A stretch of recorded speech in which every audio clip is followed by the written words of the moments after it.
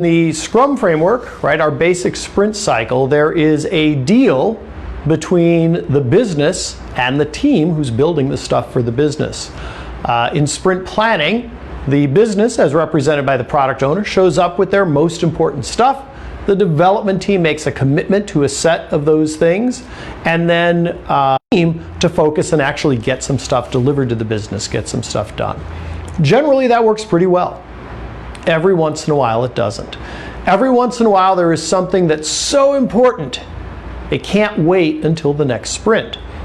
So, we'll call that an emergency. Now, an emergency could be, oh my God, there's a problem, there's a bug, right? The site's down, customers can't log in. An emergency could also be a business emergency. Oh my God, we have this opportunity to land this new client, but we got to get this new feature out the door right away, otherwise they won't sign the deal. So when something comes up that can't go through the normal Scrum planning cycle, with the organizations that I coach, we have something we call the emergency protocol. And here's how it works. First off, we need one person who has the authority to declare something an emergency. We'd like that to be the product owner, because the product owner's job is to make sure they are always directing the team at the most important, most valuable work. Just because something is urgent doesn't necessarily mean that it's more important than the stuff the team is already working on. So we want one person who can make that decision.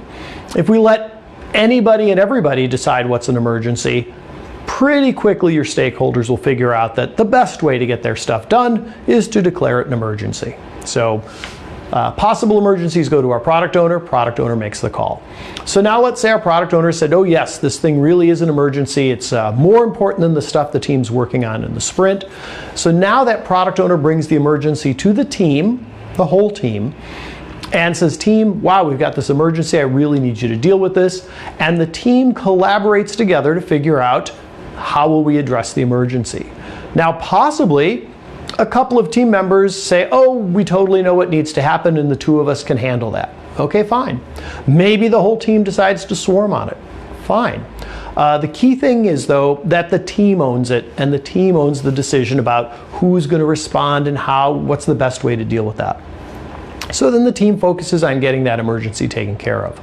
Once the emergency is done, right, the fire has been put out, at the next daily Scrum, the team gets together with their product owner and they ask themselves this question. Do we still believe that we can finish all of the product backlog items that we committed to this sprint? If the answer is yes, great, business as usual, the team carries on. If the answer is no, right, oh, the emergency really burned up so many cycles that we now do not believe we can finish all of the product backlog items that we committed to, in that case, the product owner then may remove one or more of the originally committed stories until we get to a set that the team has full confidence they can deliver. So in that way, the product owner chooses what to toss out, because that's a business decision, right? What are we going to give up if we can't get everything? And then the team's responsibility is to refocus their efforts on those remaining stories so that those will get done. So that's the emergency protocol. It's what do we do when unplanned things come up. The other thing I'll add to this is that unplanned work, those are not stories. They do not get story points and they do not count in your velocity.